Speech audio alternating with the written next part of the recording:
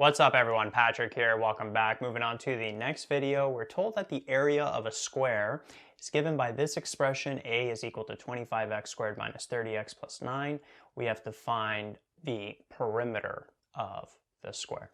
So as a quick review, if we have a square over here, remember all of the sides have the same length. So what's the area of a square going to be? Well, it's just going to be s times s, or s squared, that's side length squared.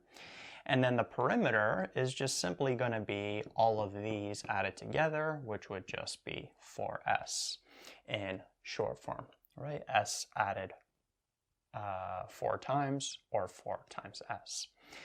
So what we got to do is we got to try to take, notice how, first off, this area expression, it's not in this format over here. So what we want to do is we want to try to factor it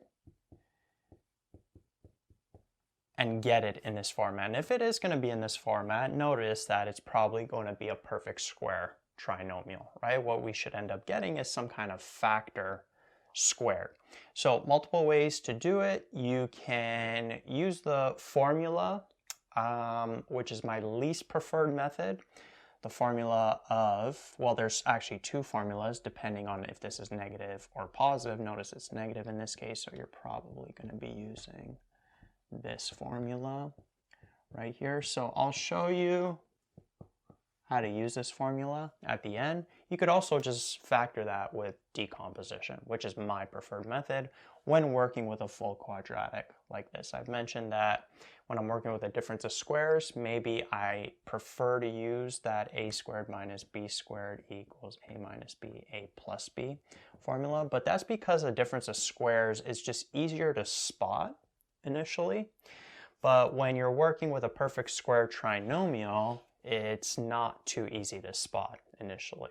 But a lot of times after you do the decomposition, you'll notice that you'll just get 2 factors that are the same.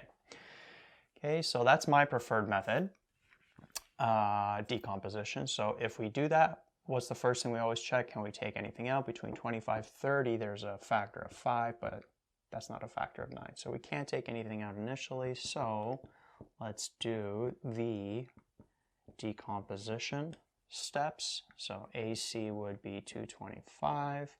Find 2 numbers that multiply to 225, add up to negative 30. And those 2 numbers are going to be what? Negative 15, negative 15. With a perfect square trinomial, these should always be the same.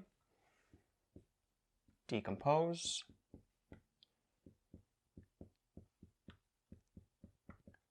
From these 2, we could take out a 5x, right? Yes. Then we'd be left with 5x minus 3. And then from these 2, we could take out a negative 3. We'd be left with 5x minus 3. Then we could take out a 5x minus 3. And what are we left with? 5x minus 3. Right? So that would be 5x minus 3 squared, like that. Right? So that's my preferred way to factor a perfect square trinomial. If your teacher does require you to take this and use this formula, what you got to do is you got to take this first, convert it to this format to show that it's in this format, so then you could get your a and your b value, and you could just plug it in here. And if we were to do that this way, this 25x squared we would rewrite as 5x squared. The minus 2ab I'm going to leave for a sec. Let's get the a and the b value first. So notice we got a plus 9 at the end, plus b squared. We can rewrite that as plus 3 squared, like that. Okay, so notice that the a value is 5x, the b value is 3, like that. So we'd end up with minus 2. The a value is 5x, then the b value is 3. And notice that when we multiply those 2, we do indeed end up getting, or sorry, 3, multiply 3 expressions. Negative 2 times 5x is negative 10x, times 3 gives us negative 30x. Okay, so notice we took this, rewrote it in this format in order to use the formula. It's obvious that the a value is 5x, the b value is 3. It all works out for this side. So then we could just take these and plug it in right there. And we end up with that same factored form. Okay, so again, my preferred method is this way, but your teacher may require you to take this, write it in this formula. If they're not requiring this, then you could just ignore this part. But if they do, for a perfect square trinomial, this is how you do it. You get your a and your b value, then you could just plug it in there. You get that 5x minus 3 squared.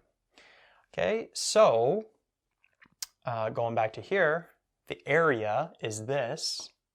And so for this particular square that we're dealing with, it's easy to see that the side length is going to be 5x minus 3.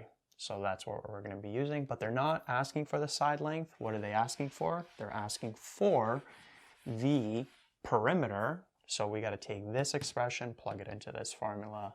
So the perimeter would be 4 times that side length, 5x minus 3, which would give us 20x minus 12. So that would end up being the expression for the perimeter.